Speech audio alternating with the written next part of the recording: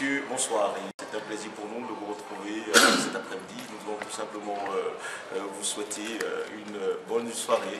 Nous allons aussi vous présenter Monsieur Emmanuel Kandem, qui est un professeur en économie et qui aujourd'hui au Forum mondial des droits de l'homme essaye d'exposer ou alors essaye de déchiffrer cette économie-là qui sera une innovation du côté de l'Afrique. Bonsoir Monsieur le professeur. Bonsoir. Et bienvenue encore au Maroc. Merci. Comment vous vous sentez ici? Très bien. Voilà, monsieur le professeur, vous avez un tandem économique aujourd'hui, qu'il s'agit de l'économie sociale et solidaire. Oui. C'est quoi l'innovation? L'innovation, ça va avec la créativité, c'est de dire ce que les gens n'ont pas encore dit ou de faire ce que les gens n'ont pas encore fait. C'est ça l'innovation de façon très simple. Et parlons spécialement de l'économie sociale et solidaire. Comment est-ce que c'est différent des autres systèmes économiques? Oui, c'est différent en ce sens que c'est une économie centrée sur l'homme et non sur l'argent. Si vous êtes dans une entreprise capitaliste, plus vous avez d'argent, plus vous avez à dire, plus vous gagnez. Dans l'économie sociale, quel que soit ce que vous apportez comme argent, vous n'avez qu'une voix. Donc tout le monde est égal en décision. Lorsque vous avez un résultat positif, il n'est pas distribué au prorata des apports, comme dans le capitalisme, mais au prorata des contributions pour que ça marche. Je prends un exemple simple. Vous êtes producteur de café, de cacao, et vous avez créé une coopérative agricole. À la fin, lorsque cette coopérative a des résultats positifs, pour distribuer le surplus, parce que là, en économie sociale, on ne parle pas de bénéfices, mais on parle de surplus. Je vous expliquerai peut-être pourquoi. Alors, quand vous avez des résultats positifs, on distribue en fonction du nombre de sacs de café que vous avez livrés, et non en fonction du capital que vous avez apporté. Pourquoi? Parce qu'on pense que ce n'est pas le capital qui a marché, qui a travaillé, mais c'est les membres qui ont travaillé. S'ils n'avaient pas livré leur café, vous aurez pu déposer autant d'argent que vous voulez, ça ne vous aurait pas apporté grand-chose.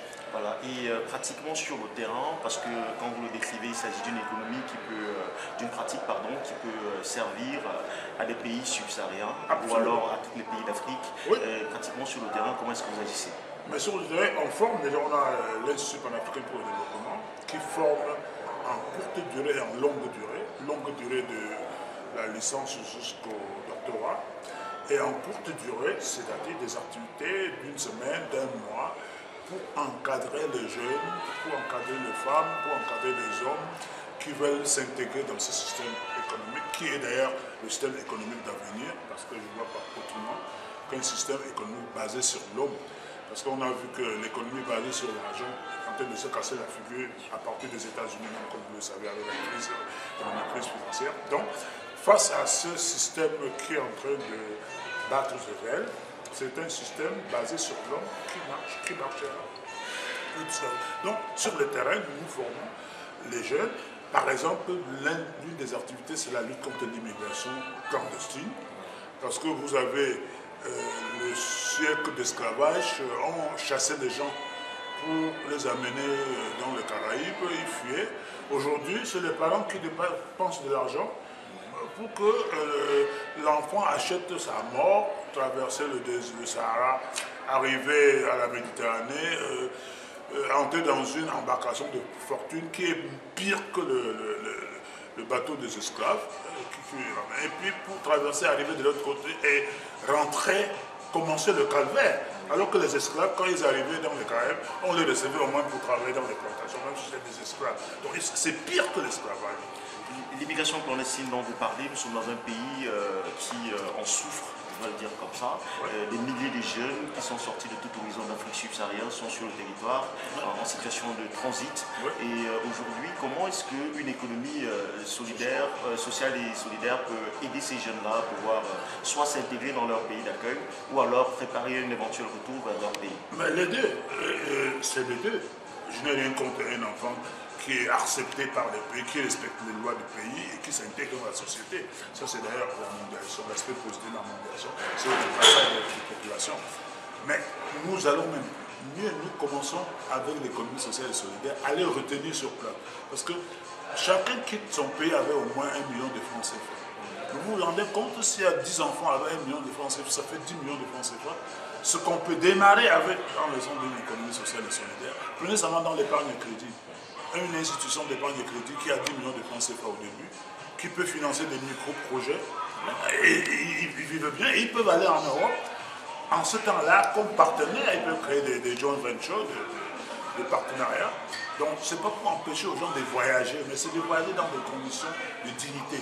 Donc, si ces jeunes pouvaient utiliser cet argent, et c'est ce que nous essayons de faire, nous tiens de la compagnie, pour qu'ils utilisent leur argent pour pouvoir s'installer, et le résultat de l'installation peut leur permettre de voyager, d'apprendre ce qu'on fait ailleurs, parce qu'on vit dans un monde ouvert et non plus dans un monde fermé. Et dans un pays tel que le Cameroun, c'est quoi la campagne de sensibilisation justement pour ces jeunes-là qui sont en majorité ancrés dans le secteur informel? Oui, justement, actuellement, on a des programmes de sensibilisation et de formation. Tenez, il y a une semaine, je t'ai appelé à co-animer un séminaire des secrétaires généraux des mairies qui pour leur apprendre comment intégrer l'économie sociale et solidaire dans leur commune. Oui, donc, et c'est eux-mêmes qui m'ont demandé, hein, c'est le délégué du gouvernement auprès de la communauté urbaine de Yaoundé, M. Chimi, qui m'a donné l'invitation, et parce que le séminaire se faisait à Yaoundé, et les maires venant les secrétaires généraux de mairie venant de toutes les régions du Cameroun étaient là pour apprendre qu'est-ce que ça veut dire intégrer. Vous voyez par exemple au Bénin, il y a une étude qui a montré, quelqu'un qui est dans son master que j'ai dirigé, a démontré que en encadrant les paysans qui cultivent le maraîcher et en assurant le débouché pour leurs tomates, leurs légumes, leurs oignons, eh bien, en assurant ce débouché, cette mairie qui est une petite mairie comme un peu plus petite que la mairie de Bobala, et que cette commune, au-delà de l'argent venant de l'État, pouvait mobiliser 450 millions de francs CFA, rien comprenant 2 francs par kilogramme de maraîcher après avoir assuré le débouché. Vous vous rendez compte? Qu'est-ce qu'on ne peut pas faire dans une petite commune comme ça avec 400 millions de francs CFA? Beaucoup de choses. Donc on essaie de leur montrer l'élevage de l'apiculture. Oui. C'est un investissement très facile parce que vous mettez les ruches d'abeilles, on ne nourrit pas les abeilles sont nourries seules. Mais vous vous rendez compte, si vous avez ça en quantité suffisante, ce que ça peut vous apporter au lieu d'aller. Aussi l'agriculture de deuxième génération que le Cameroun est en train de pousser. C'est une agriculture qui donne la potentialité aux jeunes de s'installer de façon à pouvoir contribuer au développement économique du pays en bénéficiant eux-mêmes aujourd'hui de l'électricité grâce à ce que vous appelez photovoltaïque, c'est-à-dire. Oui. Et aussi, voilà, donc vous avez de plus en plus de jeunes, les routes passent, ça, il y a quand même des efforts dans ce sens. Même si ce n'est pas de très bonne qualité, mais au moins il y a possibilité de. Alors, si vous êtes sur une route, vous évacuez vos produits, vous avez l'eau, vous avez l'électricité, et puis vous pouvez capter les informations à la télévision, il n'y a pas de raison d'aller s'expatrier de façon lamentable comme ça se fait. Voilà, une dernière question, mon professeur. Vous êtes justement professeur, oui. Et puis académiquement, comment est-ce que les États arrivent à s'organiser pour cette économie de Alors, les États sont allés dans les grandes institutions internationales pour s'engager. Par exemple, il y a une recommandation de l'OIT, une recommandation 193 pour la promotion des coopératives. C'est les États. L'OIT, c'est quoi? C'est les États. Les Nations Unies ont adopté les directives de promotion coopérative. Les Nations Unies, c'est quoi? C'est les États. L'Union européenne a adopté une communication pour la promotion des coopératives.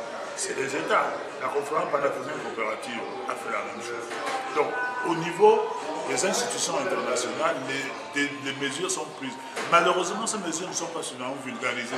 Donc, vous irez au Cameroun, vous allez demander à un ministre dans son cercle qu'est-ce qu'on a pris comme décision, ou au Tchad, ou n'importe quel pays, ben, ils ignorent. Donc, il y a un effort de sensibilisation pour que les gens puissent comprendre qu'est-ce qu'on a décidé et qui s'implique aux États qui sont allés eux-mêmes prendre des décisions pour réaliser la fin de Voilà, nous avons compris tout de même que le problème reste au niveau de la communication et de la sensibilisation. Exactement, c'est pour ça que vous êtes le bienvenu, parce qu'avec votre aide, vous faites partie de ceux qui doivent communiquer. Merci encore vous, monsieur le professeur, leader social et solidaire, excusez-moi. Et nous vous donnons rendez-vous pour la prochaine édition. Merci encore.